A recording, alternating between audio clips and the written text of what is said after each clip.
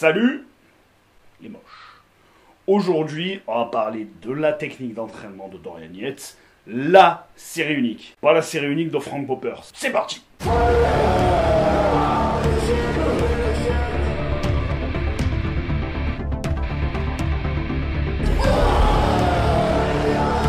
I was always covered up. I wasn't doing it for anyone else, and kind of like I didn't want to show anybody because it wasn't ready yet. It's like an artist with his painting. They don't want nobody to look at that shit till it's finished.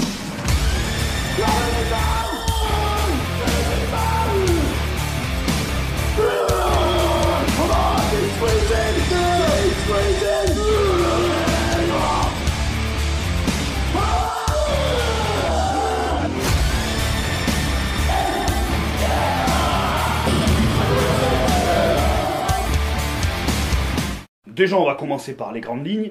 La série unique, c'est quoi? Série à intensité maximale. On va jusqu'à l'échec, mais ça n'est pas un échec musculaire. L'échec musculaire est une conséquence d'un échec nerveux. Parce que quand vous n'arrivez plus à déplacer une charge, par exemple, de 40 kg, ça n'est pas vos muscles qui ne fonctionnent plus. C'est que vous n'avez plus suffisamment d'influx nerveux pour déplacer cette charge. Parce que quand vous faites, par exemple, une dégressive, vous passez à 30 kg, vous arrivez de nouveau à bouger vos muscles. Le véritable échec musculaire, c'est ce qu'on appelle la rhabdomyolyse. Donc, l'échec musculaire au niveau cellulaire de la mitochondrie. Croyez-moi, vous n'avez pas envie que ça vous arrive. Un très petit volume d'entraînement, vu que l'intensité est maximale, ce sont des vases communicants.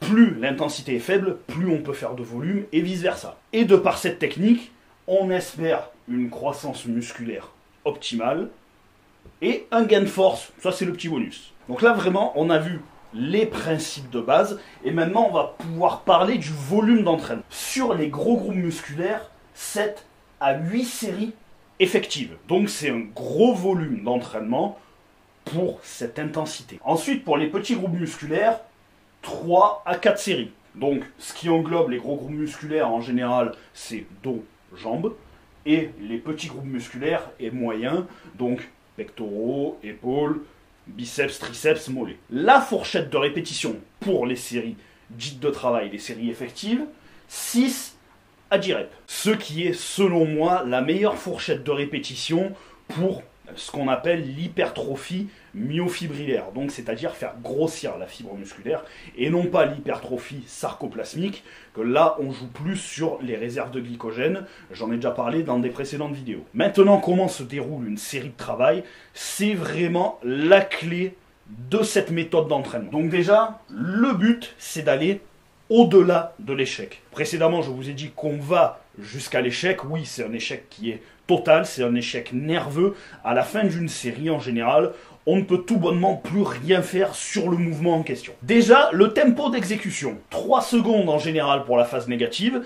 Ça peut être un peu moins pour des mouvements qui ont une petite amplitude, ou plus pour des mouvements qui ont des grandes amplitudes, par exemple les mouvements pour les jambes, du style squat, squat barre guidée, hack squat. Et la phase positive, le plus explosif possible. Et par-dessus ça, on ajoute 2 techniques d'intensification. Soit l'une, soit l'autre. La première, c'est 1 ou 2 répétitions forcées et une répétition négative. Donc si on a atteint un premier palier d'échec à 6 reps, en réalité, on va jusqu'à 9 répétitions. En général, c'est ce qui est utilisé sur les 2 premiers mouvements. Et croyez-moi, ça fait mal. Ça fait très mal. Et ensuite, deuxième technique d'intensification, du dégressif à 3 paliers. Donc, on atteint un premier palier d'échec, on décharge, on fait 1 ou 2 reps. On atteint un deuxième palier d'échec, on décharge et on refait 1 ou 2 reps. Et c'est fini. Sur le papier, ça a l'air simple comme ça. Mais les gens qui s'entraînent réellement de manière intense savent que cette technique d'entraînement est vraiment une des plus intenses en matière d'hypertrophie. C'est une méthode d'entraînement qui est très mal comprise parce que la plupart des gens qui en parlent sur Internet ne s'entraînent pas intensément. Ils ne savent pas ce que c'est. Pousser une série au maximum jusqu'à la limite du malaise, très peu de gens se rendent jusque-là. Très très peu. Et s'entraîner à la manière de Dorian Yates, c'est faire ça à chaque série. Et bien sûr, le volume d'entraînement ne peut pas être élevé. C'est impossible. C'est comme si vous vouliez faire votre maxi 10 fois d'affilée. Comme toutes les méthodes d'entraînement, elles ont leurs limites dans le temps. On ne peut pas s'entraîner de la même manière indéfiniment.